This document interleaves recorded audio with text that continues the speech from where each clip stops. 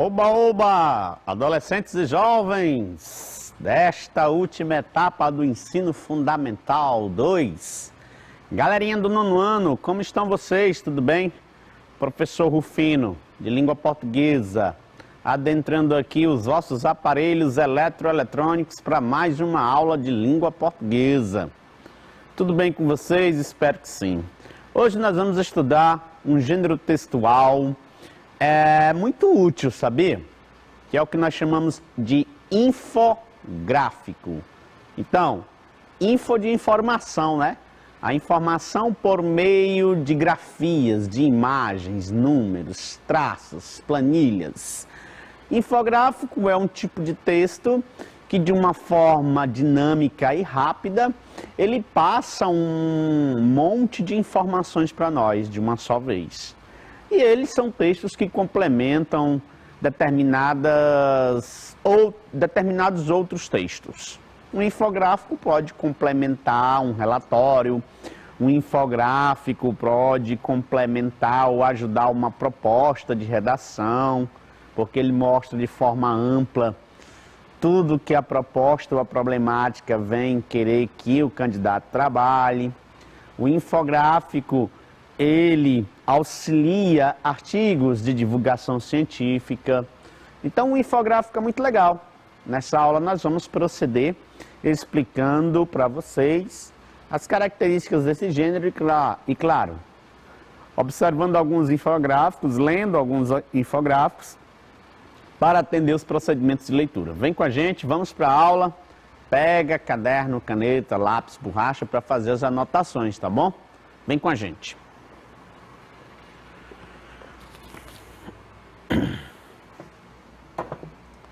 Conforme combinado, aula com o professor Rufino, nono ano, sobre infográfico. E o percurso da nossa aula, galerinha? Uma aula de 30 minutos, de língua portuguesa.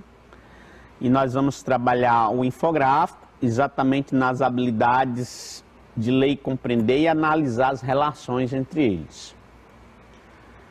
Conceito de infográfico, características dele, nós vamos estudar também. Estudo da finalidade do gênero. Nós vamos ampliar a funcionalidade desse gênero e vamos fazer leitura e interpretação desse gênero. Gênero textual infográfico. Conceito. Conforme fizemos ali no início da aula, por info, entendemos informação. E por gráfico, entendemos imagem, ilustração, etc. Dessa forma, podemos dizer que a arte da infografia é caracterizada por ilustrações explicativas sobre determinado tema. Olha aí. Por isso que é natural que nas provas de redação do Enem, inclusive, essa que foi realizada no último domingo, aliás, no domingo do dia 17, ela trouxe um infográfico mostrando a quantidade de milhões de pessoas que sofrem no Brasil com a depressão, visto que o tema trabalhou essa questão dos estigmas relacionados às doenças mentais. E aí, ó, uma proposta de redação precisou desse gênero textual justamente para ilustrar de forma mais categórica e explicativa esse tema. A partir dessa definição, confirmamos a popularidade desse gênero no meio jornalístico atual. Então, é também um gênero muito usado no meio jornalístico, porque o infográfico, em uma matéria jornalística, ele é muito bem-vindo. Em uma reportagem, ele é muito bem-vindo. Então, fica atento que esse texto é muito legal. E qual é o contexto de uso e a sua real funcionalidade, professor? Em conjunto com a evolução tecnológica, nós, seres sociais, estamos inseridos em uma movimentação extremamente dinâmica. Olha só. Até se fala que nós estamos vivenciando a quarta revolução. E a revolução da comunicação rápida, das novas tecnologias. Então, daí você já tira que o contexto de uso, de função, de funcionalidade desse gênero, de surgimento desse gênero, se dá justamente no contexto da evolução tecnológica, da informação, que exige cada vez mais maior competência na capacidade de leitura e apresentação de conhecimento crítico em relação aos diversos assuntos que circulam em nosso dia a dia. Essa é uma das razões pelas quais estamos conectados o tempo todo a um dispositivo que nos permite acessar informações e nos expressarmos a respeito dos acontecimentos em nossa sociedade. É a partir desse novo modo de vida que o gênero textual infográfico ganha prestígio. Olha só. Muito utilizado pela mídia jornalística, é unânime que esse gênero é um recurso eficaz, visto que torna um assunto fácil, de forma rápida e dinâmica de ser compreendido. Então é um compêndio, é um resumo de tudo que eu falei no início, não é mesmo? O tio Rufino explicou que ele nos ajuda de forma rápida ter o máximo de informações possíveis acerca de um tema.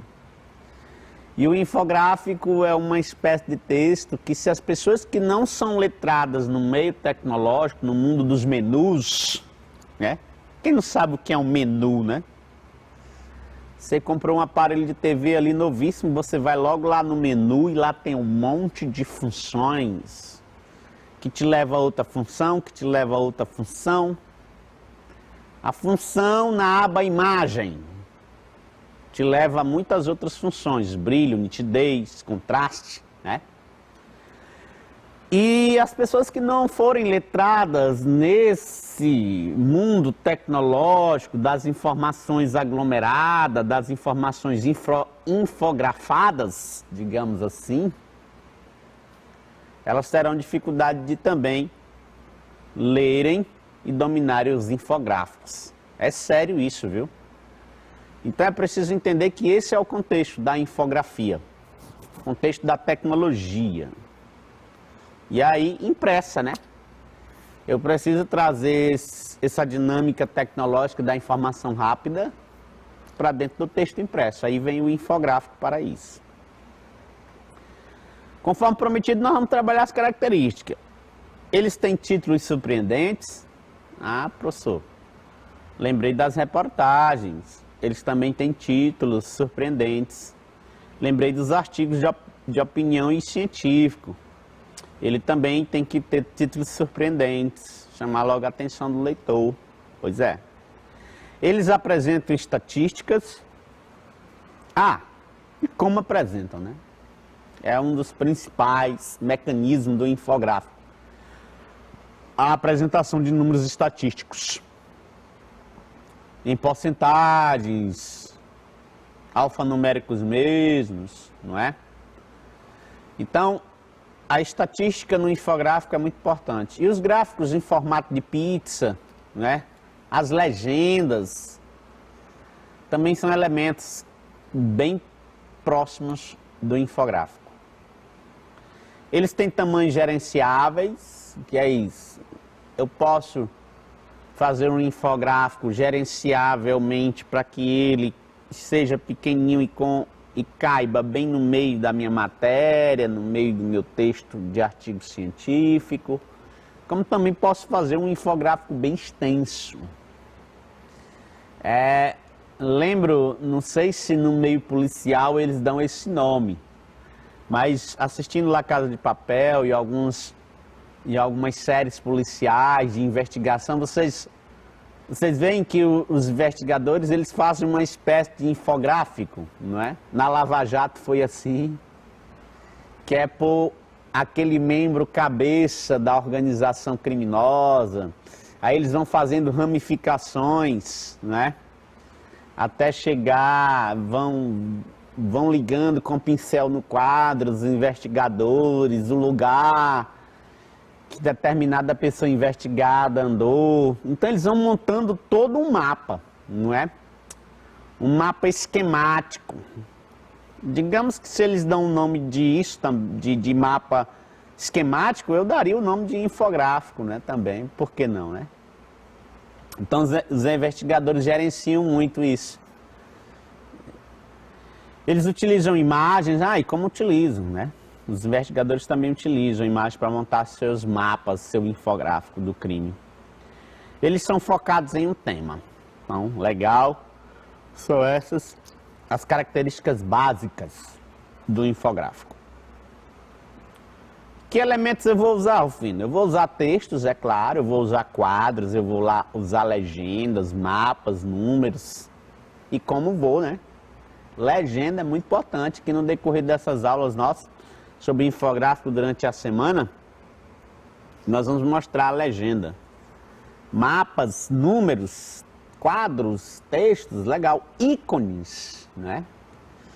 Meu infográfico precisa, sei lá, de um íconezinho de computador, uma imagenzinha de um computador, porque meu infográfico está trabalhando o número de pessoas que fazem compras online. Então eu posso, em determinado momento do meu infográfico, usar um ícone de um computadorzinho, né? Posso usar um ícone de localização, né? Que é aquele que a gente usa meio que na forma de gota, ao contrário, um ícone de localização. Posso usar fundos, tabelas, ilustrações, fotografias. Fundos aqui é fundos paisagísticos ou fundos mais, sei lá, de imagem computadorizada. São os fundos que eu escolho para o meu infográfico. Um fundo branco, um fundo negro, não importa. Ilustrações, fotografias. Olha aí na tua tela como é massa esses infográficos. Existem vários modelos, né? Professor, isso aí não seria um cartaz? Parece, né? Mas não, é um infográfico também. Olha só a dinâmica infográfica, ó. Isso aqui é uma espécie de linha do tempo, de linha, não é nem do tempo, de linha que em cada ponto desse manifesta um ícone, ó o ícone, um ícone desse, ó. A pessoa começa com a dúvida danada, faz o caminho, ó, do estudo no Pronatec, que é um programa que oferece cursos no campo das artes, da cultura. Aí tem os ícones, ó, que vão mostrar o que é isso. Aí essa seta demonstra, aí a legendazinha, ó, que é uma legenda, uma espécie de legenda, vai dando os conceitos dentro do infográfico, ó. Objetivo, essa seta aqui, ó. Público prioritário, despesas, áreas de formação, inscrições, saiba mais. Aí, ó, você vai clicando. Eu acredito que se esse infográfico é a tela inicial desse site e em forma de infográfico. Da mesma forma aqui, ó. A relação da doação de sangue com o Zika vírus. Aí tem todas as explicações direitinho dentro desse infográfico. E aí? Estão dispostos a praticar na mesma alegria que este lutador está? Pois vamos lá. Aqui nós temos um primeiro infográfico. Está na tua tela aí, bem bonito, ó. Olha só quantos números estatísticos ele apresenta: 18%, 40%, 30%. Bem grandes, né? Então vai mostrar aí Brasil e as vendas online, essa relação. Esse é o tema do infográfico. E aqui é o título, né, do infográfico. A temática é exatamente as vendas online no Brasil. E essa primeira imagem aqui, ó, nos demonstra o como... Deixa eu pegar aqui a caneta, meu apontador a laser. Não riscou não, deixa eu trocar aqui. Eu vou conseguir, não vou não? Não estou conseguindo pegar. Opa, não é para dar resposta ainda, Rufino. Então, ó, digamos que aqui, ó, meu laserzinho aqui, que eu não estou sabendo riscar, ele não é para riscar, eu acredito. Essa imagem aqui mostra crescimento, né? Não em forma de escadinha, ó. Pam! 18% é o que vem crescendo o comércio eletrônico brasileiro. Ele vem crescendo numa escala de 18%. Em 2010, 40%, estimativa para 2021, 30%. E aí, ó, o que mais se compra? Vai mostrando no infográfico, ó. Celular, computador, notebook, computador de mesa, máquinas fotográficas, videogame. Mais de 1 em cada 3 compra é aparelho eletrônico. Então, eles compram muito. Programas também, ó, tá sendo muito comprado. As duas coisas que o brasileiro mais valoriza: frete grátis e o parcelamento no cartão de crédito. É muito fácil, gente. Eu compro, quantas vezes eu já fiz compras online, é muito prático, né? Nunca passei pela frustração que algumas pessoas já relataram em matéria jornalística, de que chegou uma pedra enrolada no pacote, um tijolo, uma caixa vazia. Eu nunca fui enrolado na internet. Primeiro que você tem que ter todos os cuidados para saber em que site você está comprando, fazer uma verificação em todos os outros, o que é que o povo está dizendo, não é? Comprar num site que seja assegurado pelo PagSeguro, Mercado Pago, por aí vai. Então vamos para a questão que é essa aqui, ó. A principal função do infográfico em questão, desse aqui. Principal função dele. Aí eu fui colocando alternativas que não tem nada a ver, ó, só para te colocar na berlinda, ó. Elogiar quem compra na internet. Meu Deus, aqui não tem nesse título, não é mesmo? Por descuido meu, vocês já sabem até o gabarito, porque eu cliquei ali sem querer. Exibir o avanço da tecnologia. Alguém pode marcar a letra B, ó, pensando que isso aqui tá tratando de tecnologia. Sugerir sites de compra online. É outra letra que também um aluno bem desavisado, bem ingênuo, marcaria. Demonstrar o aumento das vendas online. Aí sim, o título já diz, existe todas as informações que nós exploramos no infográfico, trouxe isso.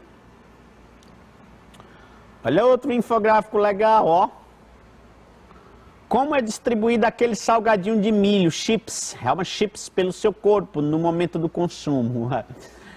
Eu gostei demais disso aqui, porque, rapaz, meus filhos adoram salgadinhos, né? Cheetos, chips, enfim, batata Ruffles. E é aqui, aquele mesmo que desfarela de milho. Esse infográfico veio trazendo aqui algumas informações, algumas estatísticas, ó.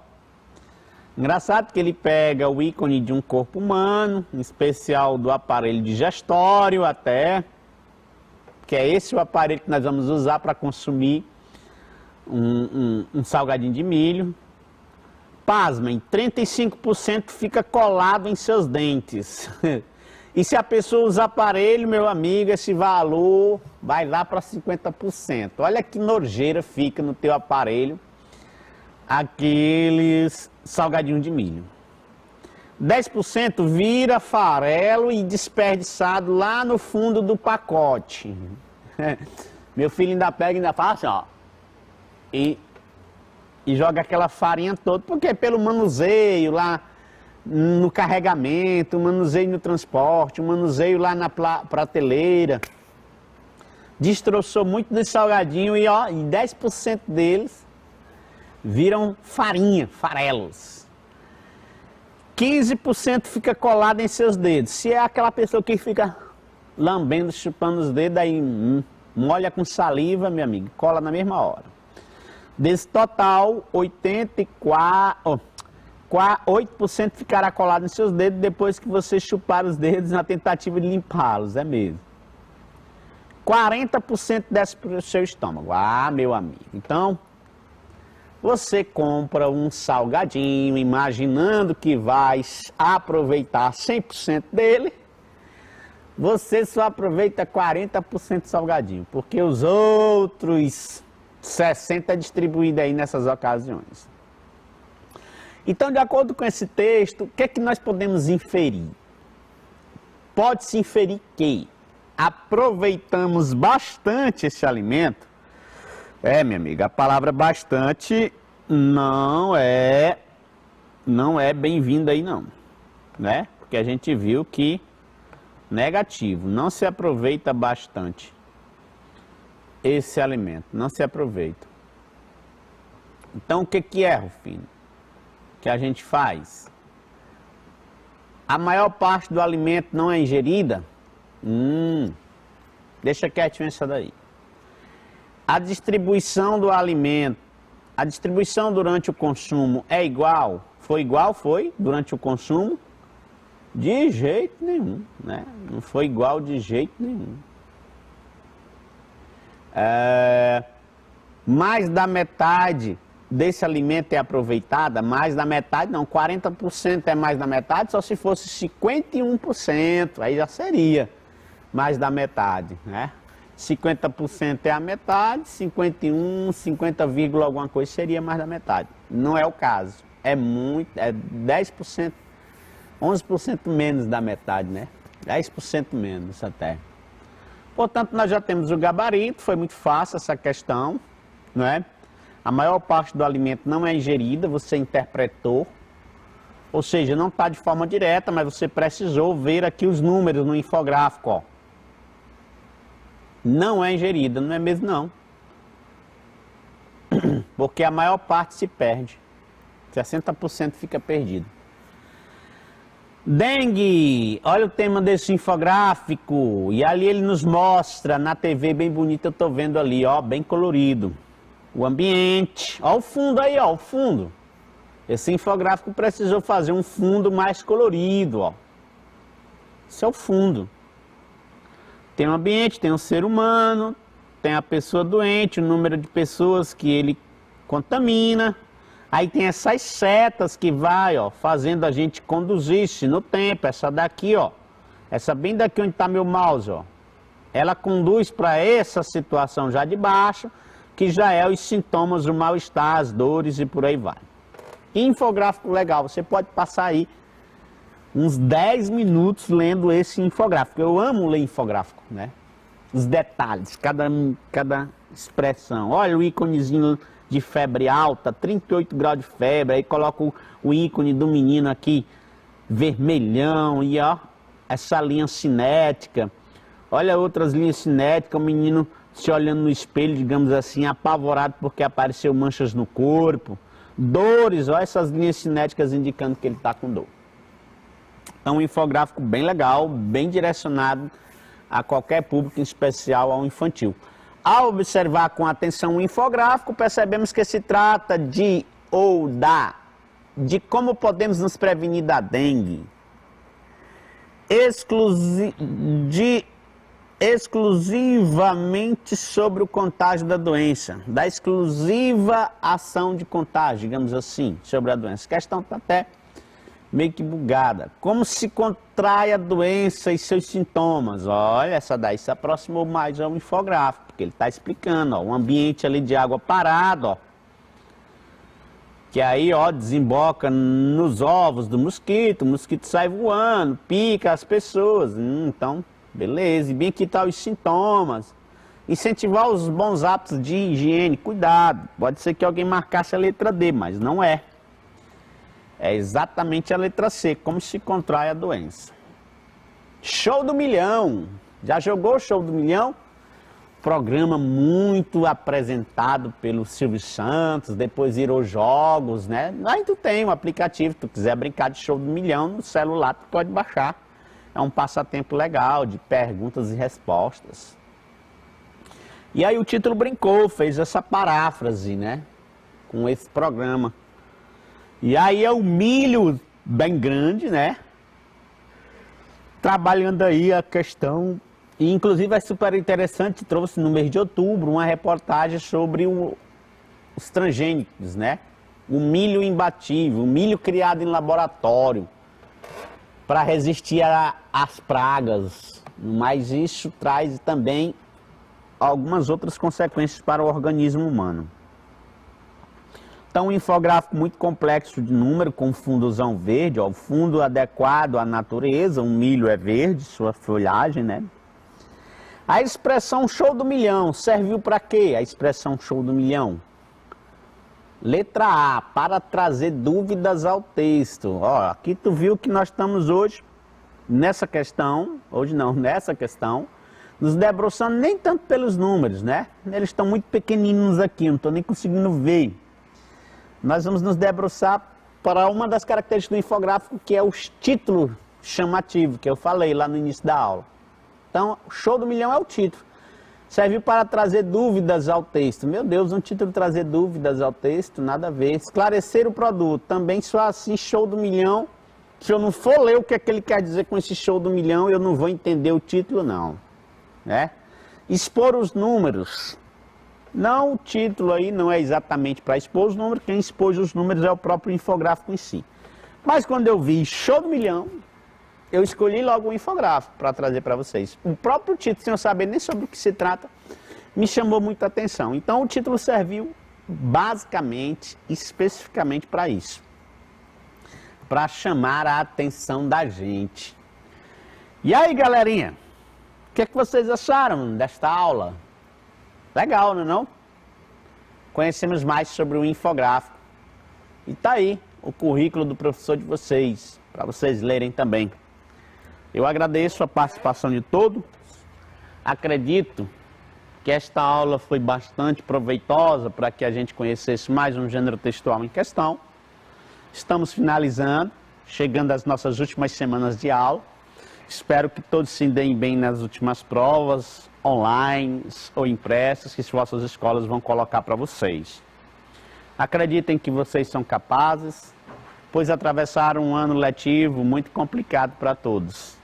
Tanto para você que está em casa, como para os professores, para o sistema educacional em geral. As vacinações já começaram e esperamos que nos encontremos o mais rápido possível no piso da escola, no chão da escola, na sala de aula. Forte abraço a todos, que Deus abençoe e até a próxima.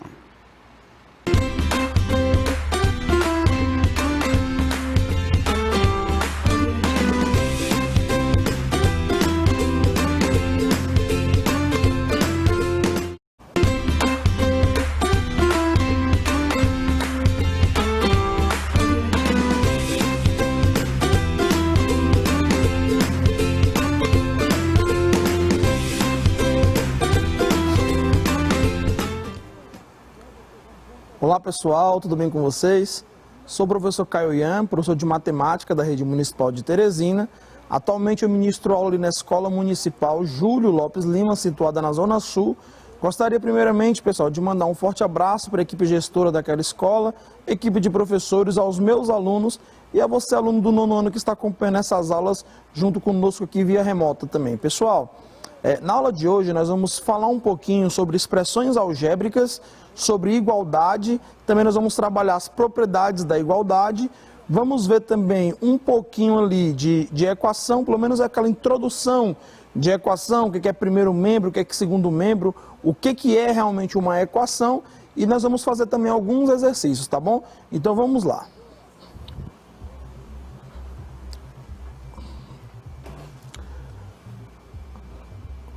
Então, pessoal, a habilidade que nós vamos trabalhar na aula de hoje é essa EF07MA30, que é reconhecer se duas expressões algébricas obtidas para descrever a regularidade de uma mesma sequência numérica são ou não equivalentes.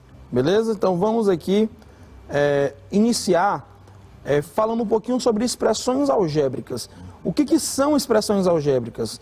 Então, expressões algébricas são expressões matemáticas que apresentam números e letras, ou somente letras envolvendo operações. Então, isso aí é uma expressão algébrica. As letras das expressões algébricas representam números e são chamadas de variáveis. Por exemplo, o dobro de um número. Eu não sei que número é esse, mas eu posso representar sendo 2x, por exemplo. Porque quando a gente fala em dobro, a gente sabe que é multiplicar por 2. Então, nesse caso aqui, eu representei, né, pela letra x, mas eu poderia ter representado pela letra A, pela letra B, qualquer letra aqui a gente poderia estar representando. O importante é você saber que tem que ser multiplicado por 2, porque nesse caso é o dobro, né? Então, o dobro de um número é 2 vezes esse número. Como eu não conheço o número, eu vou colocar uma variável. E uma variável, ela é nada mais, nada menos que uma letra, né? Ó, uma letra que representam algum número, beleza? Então, o dobro de um número, no caso eu coloquei 2x. O sextuplo de um número menos 10, aqui. No caso eu botei 6y, né? Ó, sextuplo é um valor multiplicado por 6, menos 10, então 6y menos 10. Tá aí, 2 exemplos aí do que é uma expressão algébrica. Ok? Então vamos dar continuidade aqui, ó. Então agora nós vamos trabalhar um pouquinho sobre igualdade. O que é igualdade? Ó?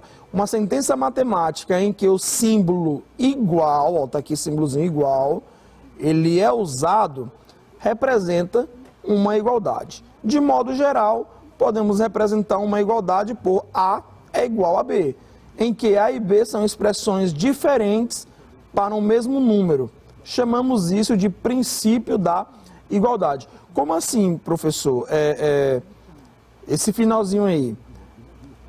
A e B são expressões diferentes para um mesmo número. Observe o seguinte, ó. 2 mais 5 é igual a 7. 2 mais 5, o que está antes do igual, no caso, está representando ali o A. E o que está depois do igual, está representando quem? O B. Só que observe que o A, ele é 2 mais 5, quer dizer, eles são expressões diferentes. 2 mais 5 é diferente de 7. No caso, a expressão, né? 2 mais 5 é uma expressão, 7 é uma outra expressão. Porém, essas expressões, elas representam o quê? O mesmo número. Se representa o mesmo número, significa que são o quê? Iguais. Ou seja, 2 mais 5 é igual a 7. Nesse segundo exemplo, 2 elevado a 3 menos 5 é igual a 3. Ó. 2 elevado a 3 aqui está sendo representado pelo A. E o 3, o B. Novamente, são duas expressões diferentes, mas elas representam o mesmo número, ou seja, são iguais. 2 elevado a 3, se você ver aí, ó, 2 elevado a 3 é 2 vezes 2 vezes 2, ou seja, 2 vezes 2 é 4, 4 vezes 2, 8. 8 menos 5 é igual a 3, certo? E aqui, nessa última expressãozinha aqui, o 3 elevado a 2 mais o 4 elevado a 2 está sendo representando o A, e o 5 elevado a 2 está representando o B. 3 elevado a 2 é 9, 4 elevado a 2 é 16. Então, 9 mais 16, 25. E 5 elevado a 2 a gente sabe que é 25. Então, também aí tem uma igualdade. São duas expressões diferentes, mas que representam o mesmo número, o mesmo valor. Então, tem uma igualdade aí, certo? Então, pessoal, em uma igualdade, nós temos o seguinte, ó. A expressão matemática situada à esquerda do símbolo do igual é denominada de primeiro membro da igualdade. E a expressão matemática situada à direita do símbolo é denominada de segundo membro. Então, tudo que está antes do igual é primeiro membro e o que está depois do igual é o quê? Segundo membro. Isso aí, pessoal, vai ser bem importante quando a gente estiver trabalhando ali equações, tá certo? Então, vamos dar uma prosseguida aqui. Nós vamos ver aqui 3 propriedades de uma igualdade. Então, uma igualdade, ela representa basicamente 3 propriedades. A primeira propriedade a gente chama de propriedade reflexiva. Como assim reflexiva? Por exemplo, A é igual a A. O que significa isso? Que um número, ele é igual a ele mesmo. Por exemplo, 2 é igual a 2, 2 terços é igual a 2 terços, 5 é igual a 5, menos meio é igual a menos meio. Outro exemplozinho aqui, menos 0,3 é igual a menos 3 décimos, né? Ó, mesma coisa. Aqui é um número racional sendo representado por um número decimal e aqui por uma fração, mas eles são iguais. Então isso aí é que a gente chama de propriedade reflexiva. Um valor é igual a ele mesmo. A é igual a A, foi como eu coloquei aqui, certo? E também nós temos a propriedade simétrica. O que é a propriedade simétrica? Fala o seguinte, se A é igual a B, isso quer dizer também que B ele é igual ao A. Por exemplo, 2 mais 5 é igual a 7, então logo 7 é igual a 2 mais 5. A gente pode botar aqui também 1 mais 4 é igual a 5. Isso também nos implica que 5 é igual a 1 mais 4. Ou seja, se você tem um valor, no caso eu botei A igual a B, botar assim, x igual a y, nós também temos que y é igual a x. Essa propriedade, ela é chamada de propriedade simétrica, certo? Há uma simetria aí nas igualdades, certo? Se o primeiro membro é igual ao segundo, significa que o segundo também é igual ao primeiro, beleza? E a terceira propriedade é a propriedade transitiva, ou seja, a transitividade. Como assim a transitividade? Ó? Observa o seguinte, ó, diz aqui o seguinte, se A é igual a B e B é igual a C, isso implica dizer que A é igual a C. Por exemplo, 2 mais 5 é igual a 7 e 7 é igual a 8 menos 1. Ó. O A, nesse caso aqui, está sendo o 2 mais 5 e o B, o 7. Então, se A é igual a B, só que o 7, que é o B, ele é igual a 8 menos 1, no caso aqui está sendo o C. Ó. Significa que o A é igual ao C, certo? Vamos dar um outro exemplo aqui, ó. Se 10 é igual a... 10 não, vamos botar outro exemplo aqui. Se 2 mais 10... Se 2 mais 10 é igual a 12, ó, e 12 é igual a 6 mais 6, o que significa isso aqui? Que 2 mais 10, vou botar aqui para cima aqui, ó, 2 mais 10 é igual a 6 mais 6. Observe, ó, 2 mais 10 é 12 e 6 mais 6 também é 12. Então, essa propriedade, ela é chamada de propriedade transitiva. Certinho? Então vamos adiante. Princípios de equivalência. Os princípios de equivalência serão muito úteis na resolução de equações, assunto que veremos mais adiante. Então nós vamos ver aqui, basicamente, dois princípios, que são princípios de equivalência, que é o princípio aditivo e o princípio multiplicativo. No princípio aditivo, fala o seguinte, que se nós adicionarmos ou subtrairmos o mesmo número aos dois membros de uma igualdade, obtemos uma nova igualdade. Só que essa nova igualdade, ela é uma igualdade equivalente à igualdade anterior. É como se você tivesse ali numa balança. Se você tem aqui, vou ver se eu consigo fazer um exemplo para vocês entenderem aqui. Ó. Eu tenho aqui uma balança.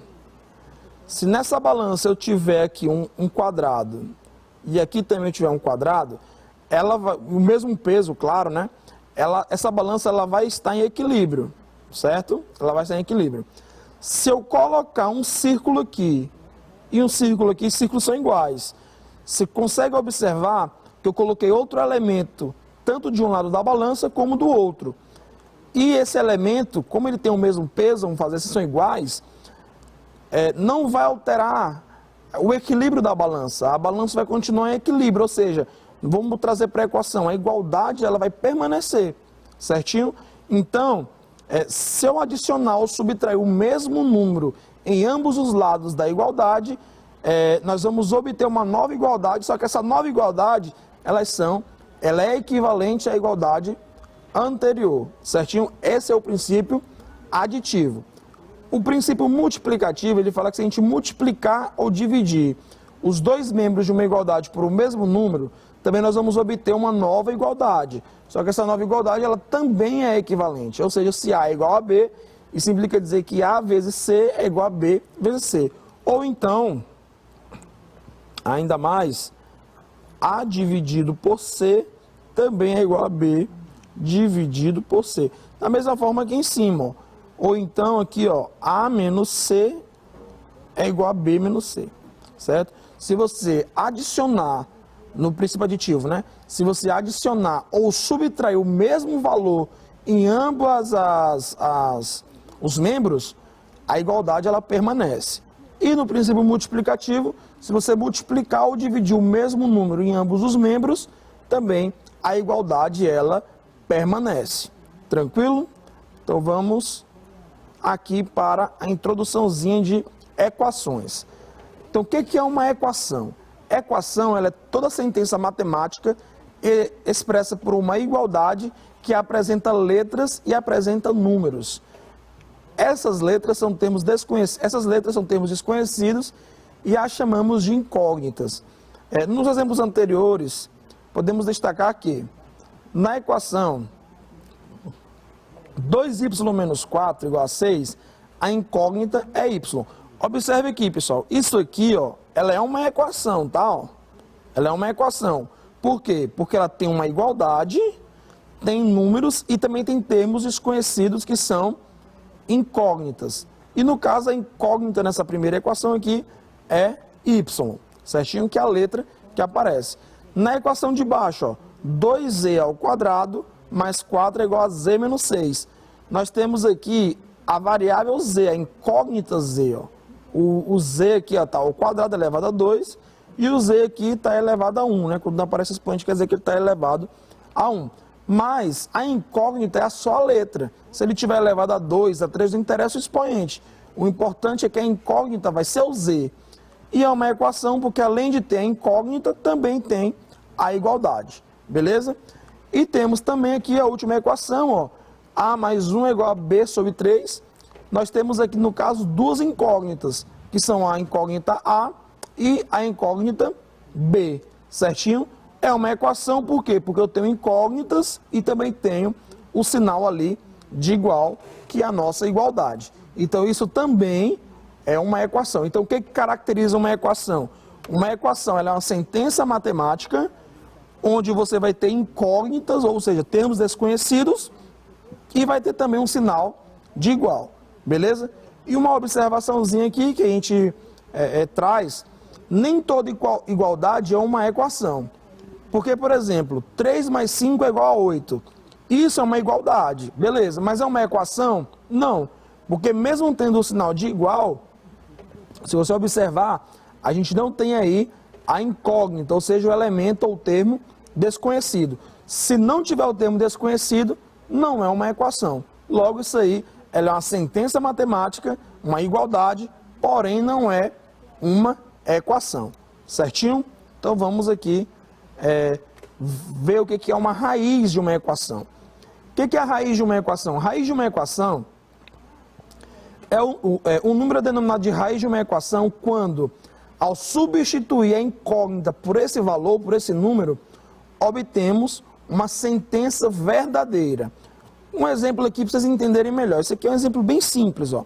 Verifique se 5 é raiz da equação x mais 2 igual a 7. Para verificarmos se 5 é raiz da equação acima, basta a gente substituir a incógnita x por 5, pelo valor 5, e verificar se a sentença é verdadeira. Assim, observe que, ó, não era x mais 2 igual a 7? Então, no lugar do x aqui, ó, eu coloquei o 5. Já troquei. Então, 5 mais 2 é igual a 7. Aí eu pergunto para vocês, isso aqui é uma sentença verdadeira, ó? 5 mais 2 ela é igual a 7? Sim, 5 mais 2 é 7. Então, como a sentença ela é, né, verdadeira, está dizendo aqui, como a sentença ela é verdadeira, nós temos que 5 é raiz dessa equação, x mais 2 igual a 7. Então, a raiz da equação é só isso. Você vai pegar aquele número, substituir na incógnita, se der uma sentença verdadeira, é raiz. Se não der, não é raiz. É bem básico, bem simples mesmo. Tá certo? Então vamos aqui adiante. Resolução de equações. Vou ensinar para vocês aqui, pessoal, dois tipos de resolução bem simples, né?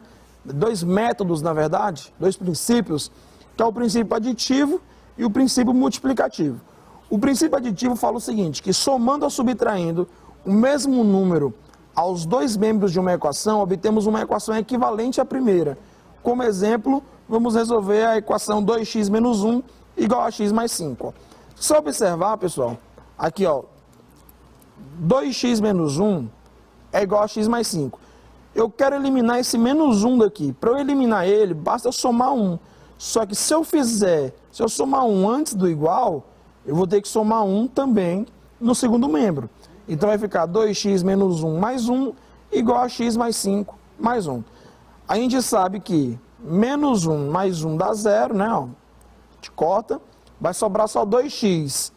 E 5 mais 1, a gente sabe que é 6. Então vai ficar x mais 6. Como eu quero calcular o valor de x, eu vou pegar esse x aqui e vou tentar cancelar ele no segundo membro. Então, para eu cancelar ele, basta eu subtrair o valor de x também. Então vai ficar... Mas se eu subtrair um x no segundo membro, eu também vou ter que subtrair um x no primeiro. Porque o que eu fizer em um membro, eu também tenho que fazer no outro. Se eu somar ou subtrair um valor em um dos membros, eu tenho que fazer a mesma coisa no outro, para que a igualdade ela permaneça. Então, se eu subtrair x no segundo membro, eu também vou subtrair x no primeiro. Então, 2x menos x dá x. No outro membro, x mais 6 menos x, ó, esse x eu vou cancelar com esse, que dá 0. Então, eu tenho que x é igual a 6. Tranquilo? Então, essa aqui é o método, ou seja, o princípio aditivo. Tranquilo? Então, vamos agora para o princípio multiplicativo. O princípio multiplicativo fala o seguinte, que multiplicando ou dividindo os dois membros de uma equação por um mesmo número diferente de 0, obtemos uma equação equivalente à equação dada. Como exemplo, vamos resolver a equação 5x igual a 20. Também é bem tranquilo, bem simples aqui, ó. 5 vezes x igual a 20. Para eu eliminar esse 5 que está multiplicando esse x aqui, basta eu dividir ele, o 5x, no caso o primeiro membro, por 5. Porque 5 dividido por 5 dá 1. Vai ficar 1 vezes x, que é x que é o que eu quero calcular. Mas se eu dividir por 5 o primeiro membro, eu também devo dividir por 5 o segundo membro, para que a equação ali, a igualdade, ela permaneça. Se eu dividir tudo por 5, ó, 5 dividido por 5 dá 1, vai sobrar 1x, que é x, né? Ó, e 20 dividido por 5 dá 4, ou seja, o meu x aqui ele é igual a 4. Então é bem simples, pessoal, os princípios também aí de aditivo e multiplicativo na resolução de equações. Beleza? Então vamos aqui agora para fazer aqui alguns exercícios. O primeiro exercício fala o seguinte, ó, a raiz da equação 2x mais 1 mais 5x menos 3 igual a 3x mais 1 mais x é um número. Então, pessoal, para a gente resolver esse exercício aqui, a gente tem que primeiramente fazer aqui as distribuições e resolver, né? Então vamos lá, ó. Vou fazer aqui no ladinho que acho que cabe aqui, ó. Então, vai ficar aqui 2x mais 1. Aqui eu vou fazer a distributiva, né? Ó, lembrando do jogo de sinal. 5 vezes x dá 5x. 5 vezes menos 3 dá menos 15. Isso aqui igual vai ficar também aqui a distribuição aqui, ó. 3x mais 1 mais x. Tranquilo. Então, olha só.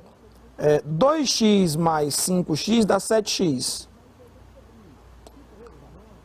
Mais 1 menos 15 vai ficar menos 14. Isso aqui vai ser igual, ó. 3x mais x vai dar 4x. E ali mais 1. Como eu quero deixar no primeiro membro só as incógnitas, as letras, e no segundo membro só os números, eu vou utilizar aqui primeiro o princípio aditivo nessa equação aqui, vou somar ela toda por 14, ó, menos 14, Aí eu vou somar 14 aqui. Se eu somar 14 no primeiro membro, eu também tenho que somar, que é 1 aqui, né? Ó, 14 no segundo membro. Então aqui, ó, menos 14 mais 14, zero. Então 7x vai ser igual, ó, 4x mais 15. Agora esse 4x do segundo membro, eu quero também que ele suma do segundo membro. Então eu vou subtrair o segundo membro por 4x. Se eu subtrair o segundo membro por 4x, eu também vou subtrair o primeiro membro por 4x, certo? Vai ficar 7x menos 4x igual a 4x mais 15 menos 4x. Então 4x menos 4x aqui dá zero. 7x menos 4x, vou levantar isso aqui lá para cima. 7x menos 4x dá 3x, né? Ó, igual a 15. Beleza?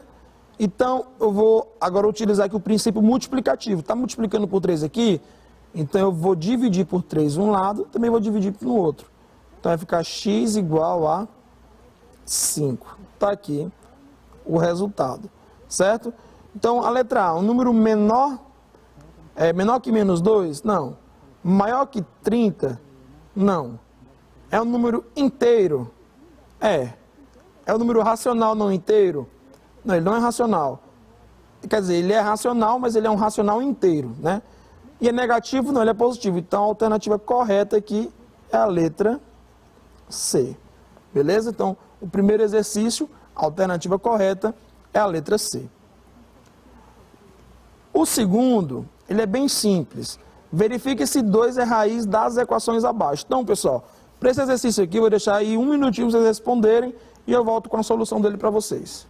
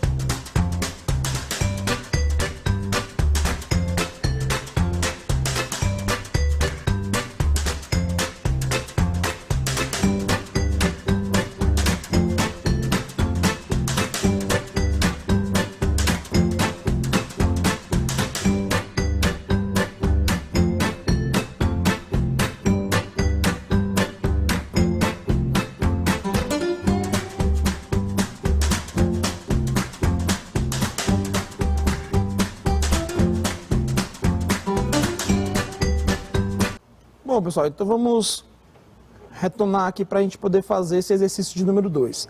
Aqui é bem simples, bem fácil, ó. A gente vai verificar se 2 é raiz das equações. Para a gente verificar se é raiz, basta a gente pegar a incógnita, né, que é a nossa letra, e trocar ele por esse valor aí que ele está pedindo para a gente verificar se é raiz ou não. Então, x elevado a 2 é igual a 4. No lugar do x, eu vou colocar o 2, ó. Então, vai ficar assim, ó. 2 elevado a 2 é igual a 4. 2 elevado a 2 é 4. Então, 4 é igual a 4? Beleza, ok. Então, aqui na letra A é raiz, né? Ó. Na letra B, 2 elevado a x é igual a 4. Então, vai ficar... No lugar do x, eu vou colocar o 2, ó. 2 elevado a 2. Aí, ficou igualzinho lá em cima, né? Ó. Só que... Antes o 2 estava na base e agora na letra B o 2 está no expoente. Mas também é raiz. E a letra C? 2 menos 2 é igual a 4. 2 menos 2 dá 0. 0 é igual a 4? Não, isso aqui é um absurdo, né? Não é, 0 não é igual a 4. Então, ou seja, na letra C, não é raiz. Tranquilo? Então, tá aí o nosso segundo exercício resolvido. Vamos para o terceiro. O terceiro exercício diz assim, ó. com 10 caixas que tenho, fiz 2 pilhas de mesma altura, conforme mostra o desenho. Então tem um desenho aí, né? São 2 pilhas, são 10 caixas no total também. Aí ele fala o seguinte: observe que em algumas caixas coloquei um adesivo com um número que representa sua altura em centímetros. As que estão sem adesivo possuem a mesma altura. Nessas condições, calcule a altura das caixas sem adesivo. Vamos lá. Como ele fala que ele fez 2 pilhas, ó, observe isso aqui é bem importante, ó. Fiz 2 pilhas de mesma altura, ou seja, essa altura dessa pilha aqui é igual à altura dessa pilha aqui. E ele diz mais uma coisa importante também. Falou que as que estão sem adesivo possuem a mesma altura. Então é o mesmo valor. Então vamos para a solução aqui, ó. Se é a mesma altura, aqui é x, x, x. Aqui também x e x, né? Ó, porque é a mesma altura, então eu posso representar pela mesma letra. Tranquilo? Então vamos ver agora outra situação. O que ele fala? Que fez 2 pilhas de mesma altura, ou seja, a altura dessa pilha aqui, que eu vou chamar de A, é igual à altura dessa pilha aqui que eu vou chamar de B. Ou seja, A é igual a B. A altura da primeira pilha é igual à altura da segunda pilha, ou seja, x mais 16 mais x mais 14 mais x é igual a 15 mais x mais 13 mais x mais 12. Certo? X mais x mais x dá 3x. 16 mais 14 dá 30. X mais x dá 2x. 13 mais 12 dá 25. 25 mais 15 dá 40. Então aqui vamos fazer agora o princípio aditivo. Vamos subtrair tudo por 30, né? Para eliminar aquele 30 ali. Mais 40 menos 30. Aí, ó, esse 30 com esse menos 30 dá 0. Então, 3x aqui vai ser igual a 2x mais 10. Agora eu vou subtrair tudo por 2x. Então, aqui vai ficar 2x mais 10 menos 2x, ou seja, x, né, ó, igual a 10. Porque esse menos 2x mais 2x aqui dá 0. Então, x é igual a 10. E é isso exatamente o que ele pede. Calcule a altura das caixas sem adesivo. E é o valor de x que eu representei, tá bom? Então, pessoal, nessa nossa aula era só isso que eu queria mostrar para vocês. Obrigado pela atenção de todos, forte abraço e fiquem com Deus.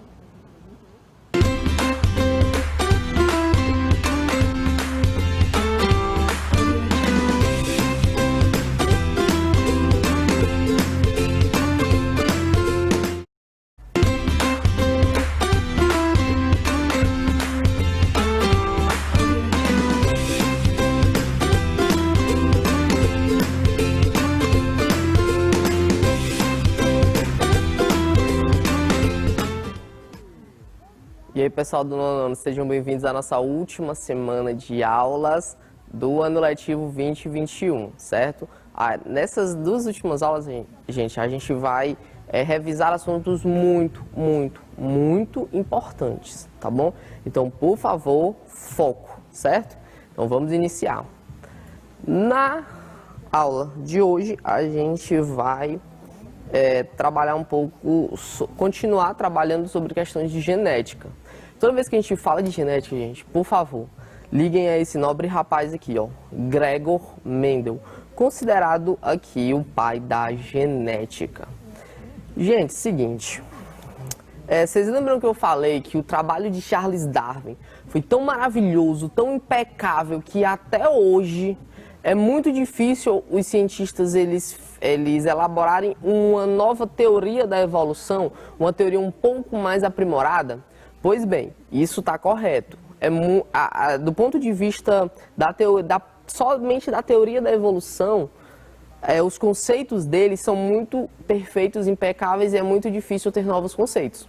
Só que o trabalho de Darwin não estava 100% completo, tá? Faltava um pequeno detalhe, a genética, tá bom? Inclusive tem uma curiosidade, Charles Darwin apresentou o trabalho, dizem as más línguas, né? Eu não estava lá para confirmar, que Charles Darwin apresentou o trabalho da teoria da evolução juntamente com Gregor Mendel. Só que o Charles Darwin teve acesso ao trabalho de Mendel de genética e ele não soube ver ali o que é que estava faltando no trabalho dele, olhando para o trabalho de Mendel, que era justamente essa parte de genética. Como que essas características do ser mais apto, ela vai passando de geração para geração. Tá? Ficou faltando esse pequeno detalhe aí no Darwin. Se ele tivesse sido um pouquinho mais atento no trabalho de Mendel, né? Só reiterando, tá? Essa daí é o que dizem, tá? Eu não estava lá, é fofoca. Isso daí é fofoca do mundo científico. Tá pensando que o mundo científico não tem fofoca? Tem sim. É o que dizem, tá? Então, que o Darwin teve acesso, mas ele não conseguiu enxergar ali no trabalho de Mendel a perfeição do trabalho de Mendel, tanto que Mendel é considerado o pai da genética. Só que o trabalho de Mendel, gente, como ele foi o primeiro, porque o Charles Darwin, ele não foi o primeiro a falar de evolução, tá bom? Ele é o primeiro a falar da evolução, assim, de um modo mais perfeito, digamos assim, tá? Outros cientistas, como por exemplo, Lamarck, já acreditavam que os seres, eles evoluíam, tá bom? Só que no caso do Mendel, ele foi o primeiro a falar sobre genética, a estudar genética, a elaborar um trabalho de genética. Como era um trabalho muito novo, alguns cientistas, muitos na verdade, simplesmente não entendiam aquilo dali. Basicamente a mesma coisa que aconteceu com Albert Einstein na teoria da relatividade, que o Albert Einstein só não ganhou um Nobel por conta da teoria da relatividade, porque os cientistas ali, os físicos, os matemáticos, eles não entenderam a teoria da relatividade ali no seu foco principal, tá? Foi mais ou menos, tá, o que aconteceu com Mendel, tirando a parte do Nobel, nesse tempo ainda não existia. Então, gente, durante a vida dele, ele teve um trabalho que simplesmente foi perfeito, só que ele morreu meio que de certa forma renegado, tipo, deixado um pouco de lado. Só 40 anos após a sua morte, que alguns estudantes que estavam estudando genética, eles tiveram acesso ao trabalho de Mendel, que eles viram ali a perfeição, ficaram simplesmente completamente loucos, porque era um trabalho muito, muito, muito, muito mesmo completo. Gente, é porque é muito complicado você falar sobre as leis de Mendel todas, o trabalho assim, todo, a nível de ensino fundamental e até mesmo a nível de nível médio, tá? Só que é um trabalho muito completo, muito perfeito. Ele analisou, dizem as más línguas, né? 300 mil sementes de ervilha, tá bom? E é tudo... E ele fez proporção, enfim, gente, a matemática dele era muito boa. Ele queria ser professor, só que ele não passou no teste para ser professor. E aí ele terminou se unindo um pouco à biologia e também à religião, tá?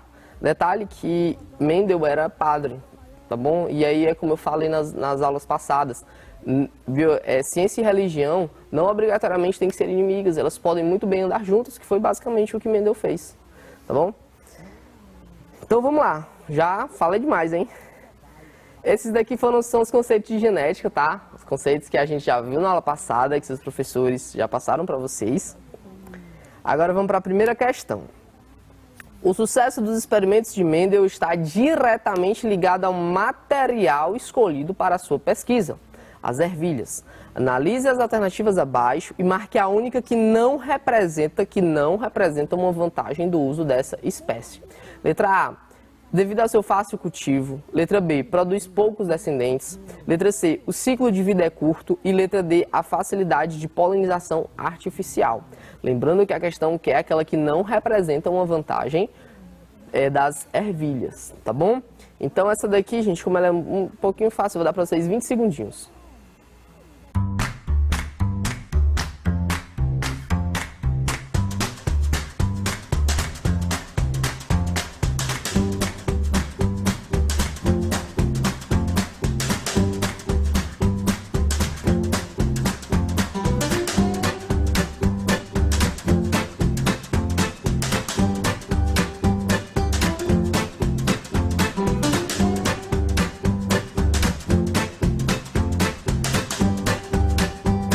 Então vamos lá, pessoal. Seguinte, observe essa imagem aqui.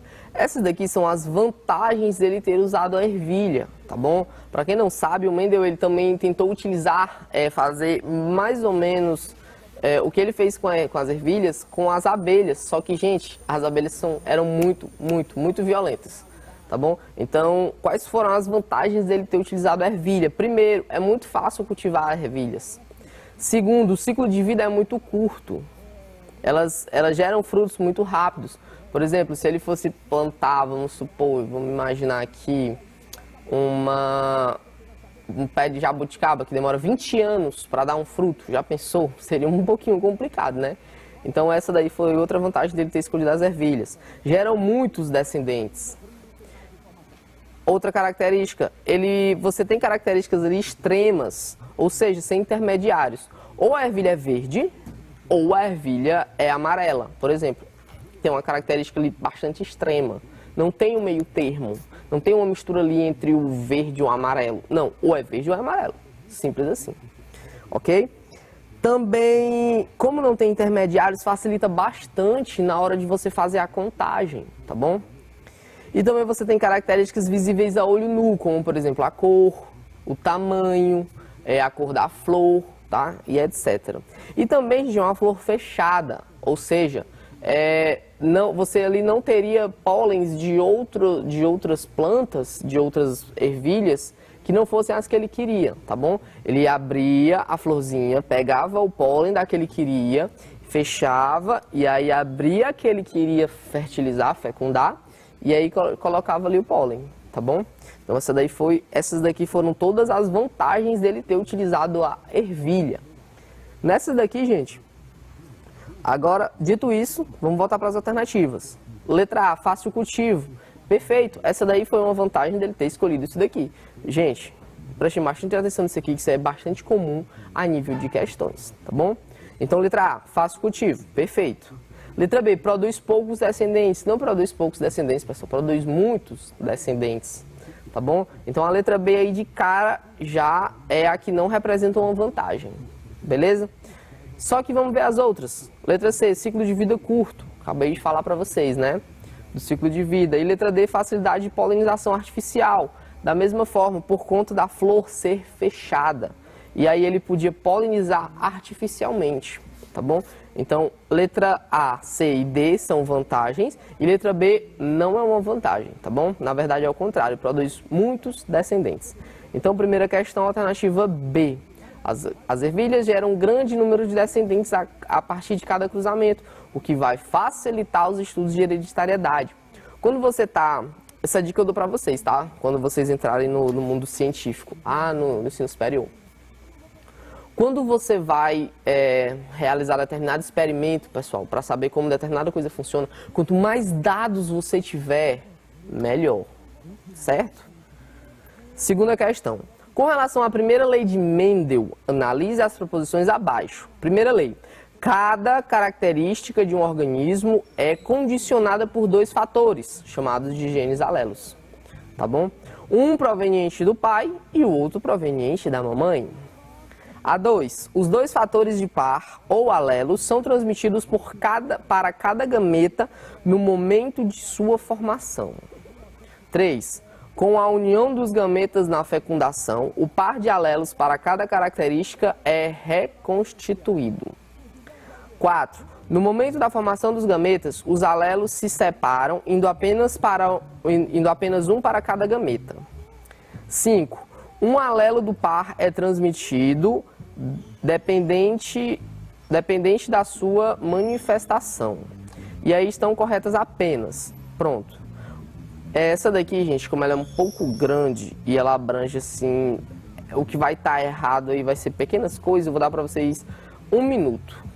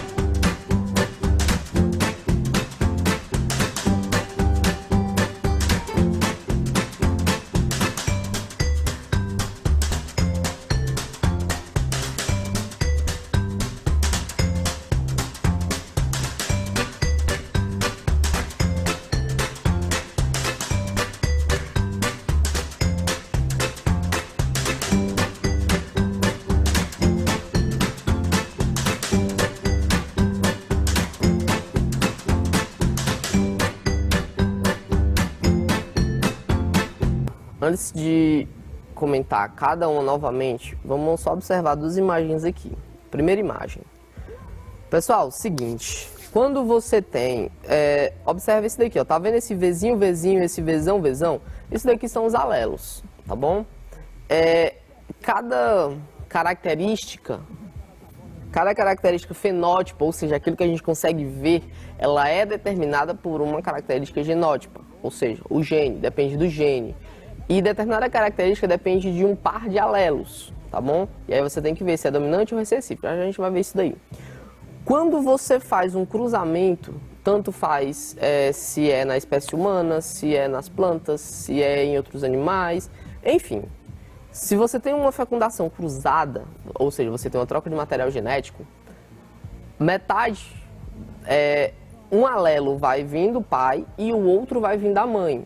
Ambos vão se juntar e aí vai determinar uma característica genótipa e aí pode ou não ser manifestada, tá bom? Beleza. Dito isso, vamos para a segunda imagem. Essa daqui, gente, é a espermatogênese e a ovogênese. Espermatogênese, toda vez que você escuta esse nome gênese, é só lembrar da Bíblia, ó, criação, tá bom?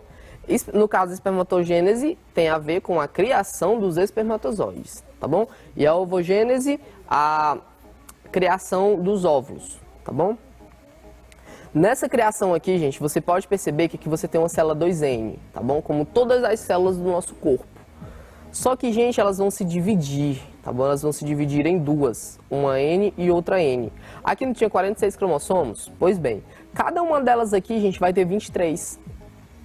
E aí elas vão passar por uns processos que vocês vão ver lá no ensino médio até formar o espermatozoide, tá bom? Com isso daqui já dá pra gente responder, tá bom? Vou voltar aqui e vou comentar cada um com calma. Primeiro, cada característica de um organismo é condicionado por 2 fatores, genes alelos, um proveniente do pai e outro da mãe. Acabei de falar isso nessa imagem, né? Você tem um alelozinho que vem do papai ou da mamãe, né? Não sei, aqui não tem dizendo. Um alelo vai vir do papai, como é o caso desse Vzão, e o outro vai vir da mamãe, no caso o Vzinho. Não obrigatoriamente o amarelo é o macho, o verde é a fêmea, tá? Só dando um exemplo. Então a primeira está correta. A 2. Os 2 fatores do par alelo são transmitidos para cada gameta no momento da sua formação. Não são. A gente acabou de ver aqui, ó. Você tinha 46 cromossomos. Esses 43 cromossomos, eles vão se dividir. Vamos supor que cada parte lá tenha 2 pares de alelos. Aliás, perdão, tenha um par de alelos. Esses alelos, gente, eles vão ser divididos ao meio, tá bom? Então, um vai para a formação de uma célula N, que é a célula que vai formar o espermatozoide, e o outro vai para a célula que vai formar o outro espermatozoide, tá bom? Então, não são os 2 fatores do par, tá bom? Um alelo vai para um e um alelo vai para outro, tá bom? Há uma divisão ali. Então, a 2 está incorreta. 3. Com a união dos gametas na fecundação, o par de alelos de cada característica é reconstituído. Perfeito. Vai vir, ó, inicialmente você tinha um par, tá bom? E aí eles se dividiram. Foi um para cá e um para cá. Só que no momento da fecundação, você vai receber um alelo que era do papai e o outro alelo que era da mamãe. E aí você vai ficar novamente com um par. Beleza? Então a 3 está correta. A 4. No momento da formação dos gametas, os alelos se separam, indo apenas um para cada gameta. Perfeito. Acabei de falar isso daqui quando eu expliquei por que a 2 está incorreta, né? 5. Um alelo do par é transmitido dependente da sua manifestação. Na verdade, gente, é independente da sua manifestação, tá bom? Um alelo do par vai ser transmitido. Agora, se ele vai se manifestar ou não, é outra coisa. Por exemplo, tá vendo essa ervilhazinha aqui, ó? Aqui é Vzinho, Vzinho, que é um par de alelos. E aqui é Vzão, Vzão. Aí vai vir um do papai e o outro da mamãe. Aí vai ficando então Vzão, Vzinho. Tá vendo esse Vzinho aqui, gente? Ele veio dessa ervilha verde. Só que ele se manifestou? Não se manifestou. Então, de qualquer forma, ele vai ser transmitido. Agora, não obrigatoriamente ele vai se manifestar. Tá bom? Então, e aí já entra no que a gente vai já ver, né? Que é a gente vai falar um pouco sobre dominante recessivo. Beleza? Então, A1, A3 e A4 estão corretas. A alternativa que fala isso daí é a letra C, ok? Então, segunda questão, letra C. Agora vamos correr um pouco contra o tempo aqui para a gente tentar responder o máximo de questões possível. Então, por isso, a partir de agora eu vou responder as questões com vocês. Terceiro, 2 plantas de ervilha, ambas dotadas de flores vermelhas, foram cruzadas. Entre os descendentes foram observados indivíduos com flores vermelhas e indivíduos com flores brancas. É possível a gente concluir se os indivíduos cruzados são homozigóticos ou heterozigóticos? Explique. Então vamos lá, vamos só dar a definição entre homozigoto e heterozigoto. Tá vendo esse daqui, ó, essa ervilhazinha aqui? Isso aqui é Vzinho, Vzinho. Isso aqui é o que a gente chama de recessivo homozigoto, ou homozigoto recessivo, tá bom? É quando você tem um par de alelos igual. Aqui não é Vzinho, aqui também não é Vzinho, então você tem um par de alelos ali exatamente igual, ambos são Vzinho, então aqui é o que a gente chama de homozigoto. Aqui também não é igual, Vzão, Vzão? Pois bem, quando você tem pares de alelos iguais, guarde essa definição, é muito importante. Quando você tem pares de alelos iguais, você está se deparando ali com um homozigoto, tá bom? Isso vale tanto para Vzinho, Vzinho, quanto para Vzão, Vzão. Agora, e se você tiver diferentes? Aqui você tem um Vzão e aqui você tem um Vzinho, Vzão, Vzinho. Aqui você já está se deparando com um heterozigoto, certo? Tranquilinho? Ok, vou confiar em vocês, hein? Pronto. Agora, para a gente responder se eles são homozigotos ou heterozigotos, seguinte. Essa daqui é a tabela da página 213. Perceba que a flor vermelha, ela é o que? Ela é dominante. Tá? O que isso significa? Significa que se eu tiver, vamos supor que eu sou a florzinha. Se eu tiver pelo menos um gene dominante da cor vermelha, ele vai ser vermelho, tá bom? No caso da branca, como ele é recessivo, ele obrigatoriamente tem que ter os 2 alelos, os 2 genes, na verdade é genes, né? Ele tem que ter os 2 genes recessivos, tá bom? Já a gente vai ver a importância disso daí. Ok, e aí? Esses indivíduos são homozigotos ou heterozigotos? Certo. Quanto à flor púrpura aqui, gente, entendam, por favor, como flor vermelha, tá bom? Essa daqui é a imagem mais próxima que chegou do que eu vou explicar agora. Se essa flor vermelha ela for homozigótica, ou seja, pezão, pezão, e a flor branca, obrigatoriamente, ela é recessiva, então ela tem que ser pezinho, pezinho. Se eu realizar o cruzamento, vai vir um do papai, eu não sei se esse é o papai, tá bom? Vai vir um do papai e o outro da mamãe. E aí vai ficar, todos eles vão ficar pezão, pezinho. Lembra que eu falei que para ser vermelho só precisa ter um gene, só precisa ter um único gene dominante? Pois é, ó, todas essas daqui têm um gene dominante. Porque da flor púrpura, ou vai vir um pezão, ou vai vir um outro. Então, de qualquer forma, vai ter um pezão. Então, se tiver pelo menos um gene dominante, a característica ali vai ser dominante também. E a característica dominante das ervilhas, da flor das ervilhas, é a vermelha, tá bom? Então, não pode ser homozigoto. Não pode, de forma alguma, ser homozigótico, tá bom? Só nos resta, então, definir que o alelo é que, se tiverem descendentes brancos, os indivíduos cruzados, eles têm que ser heterozigóticos, tá bom? Ou seja, Vzão, Vzinho. Por quê? Como falei, vou dizer de novo, vai vir um do papai e um da mamãe. Pode ser que talvez o papai ou a mamãe envie o Vzinho e o outro envie o Vzinho também. Então ali vai formar um par de alelos, Vzinho, Vzinho. Então o Vzinho, Vzinho vai ser recessivo. Então se é recessivo, vai formar a flor da cor branca. Tá bom, pessoal? Espero que vocês tenham entendido que essa definição de dominante e recessivo é muito, muito, muito importante. Beleza? Então a terceira, obrigatoriamente tem que ser heterozigótico para você ter ali uma característica recessiva, que é o caso da flor branca. 4. De acordo com as leis de Mendel, indivíduos com genótipos, letra A, azão, azinho, bezão, bezinho, produzem gametas azão, bezão, azinho e bezinho. Letra B, azão, azinho, bezão, bezão, produzem gametas azão, bezão e azinho, bezinho. Para a gente pular logo, né, gente, para o que realmente importa, vamos logo aqui saber como é que são produzidos esses gametas. Seguinte, você tem aqui, já a gente vai responder uma questão com isso, tá? Você tem aqui, não, vamos voltar aqui. Você tem aqui um par de alelos e outro par de alelos, tá bom? Quando você for produzir um gameta, esses pares de alelos, eles vão se dividir, tá bom?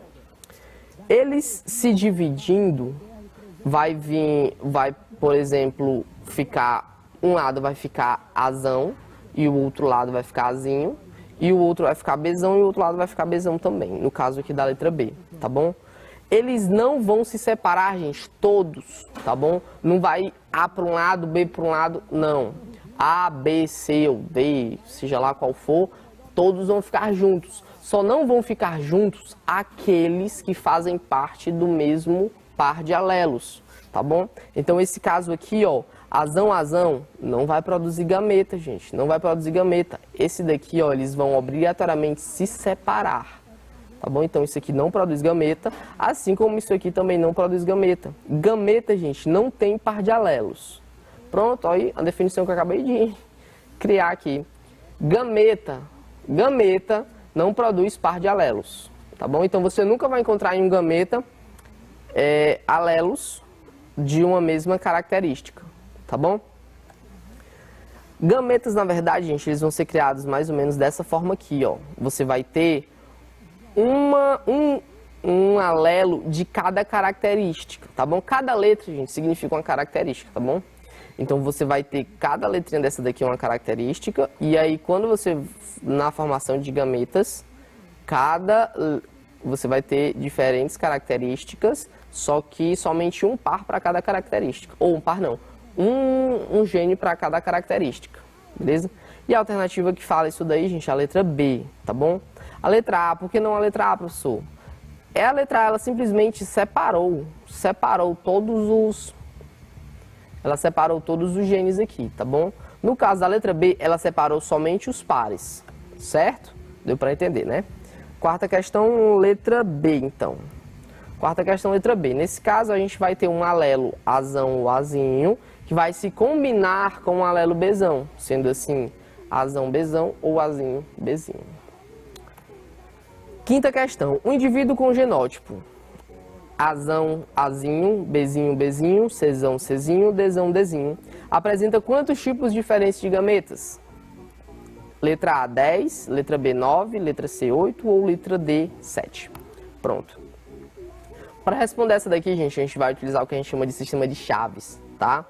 Ó, primeiro, eu já vou separar aqui, eu já vou fazer a separação do par de alelos, né? O Azão é diferente do Azinho, então eu já vou separar. Só que no caso do Bzinho, gente, tem 2 Bzinhos, tá bom? Então, não obrigatoriamente aqui eu preciso separar. Então, vai vir um pra cá e um pra cá. No caso do Czão, Czinho, gente, aqui, ó, eles são diferentes. Então, eu tenho que separar, ó. Czinho, ou Czão, Czinho. Daqui da mesma forma, Czão, Czinho. O Dzão e Dzinho, gente, ele também ali já é outra característica. Eles são diferentes entre si também. Um é Dzão, um é dominante e o outro é recessivo, é o Dzinho. Então, eu vou ter que separar de novo. Dzão, Dzinho e assim sucessivamente. Pronto, feito isso, feito o sistema de chaves, agora eu só preciso juntar todos os genes. Ó, eu vou para essa primeira linha aqui, ó. Azão, Bzinho, Czão, Dzão. Vai formar esse gene aqui. Depois, Azão, Bzinho, Czinho. Azão, Bzão, Czinho e Dzinho. E aí vai formar A, B, C, D, né? Pronto. Aí feito esse sistema de chaves, gente, eu tenho que fazer isso aqui para todos, tá bom?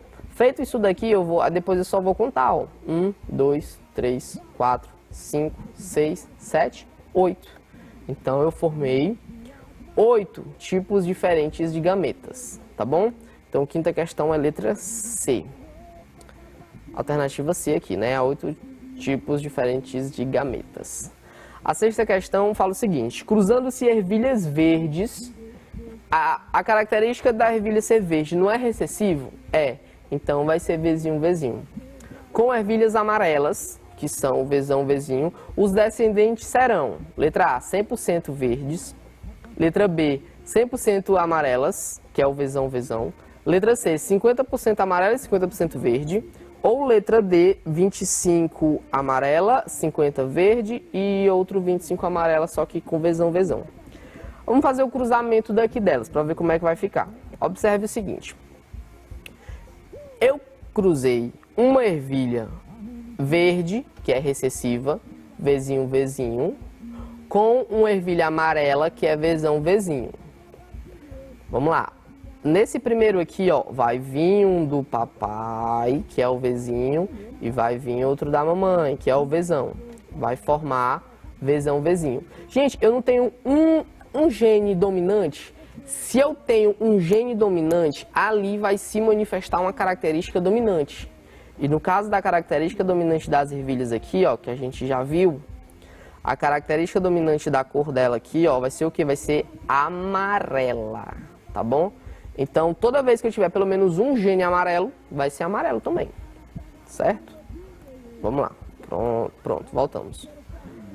Pronto, beleza. Agora, nesse outro aqui, ó, vai vir um do papai e vai vir outro da mamãe. Nesse caso aqui, agora a mamãe, em vez de enviar o Vzão, ela enviou o Vzinho.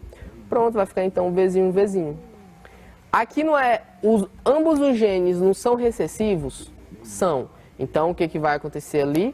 Vai acontecer que você vai ter uma característica recessiva, tá bom? E a característica recessiva das ervilhas é a cor verde. E aqui da mesma forma, ó, depois eu vou fazer o mesmo cruzamento para esse outro alelo. Aqui, aqui e aqui, aqui. E vai ficar da mesma forma, ó. Vai formar então Vzão, Vzinho, Vzinho, Vzinho, Vzão, Vzinho e Vzinho, Vzinho. Eu vou falar isso bem pela 10ª vez. Toda vez que você tiver uma característica dominante, um gene dominante, ali vai ser manifestado uma característica dominante, tá certo? E a característica dominante quanto à cor das ervilhas é a cor amarela, tá bom? Então, metade delas aqui, ó, tem um gene dominante, portanto, vão ser amarelas. Da mesma forma que para as verdes, ó. Ambas são recessivas, então vai se manifestar ali uma característica recessiva, que é a cor verde, tá bom? Então, a sexta questão aí, a alternativa correta é a letra C, 50% Vzão, Vzinho amarela e 50% Vzinho, Vzinho verde. Tá bom, pessoal? A gente vai ficando por aqui. Por favor, não percam a nossa última aula, que será na próxima quarta-feira, tá bom? Conto com vocês. Até lá!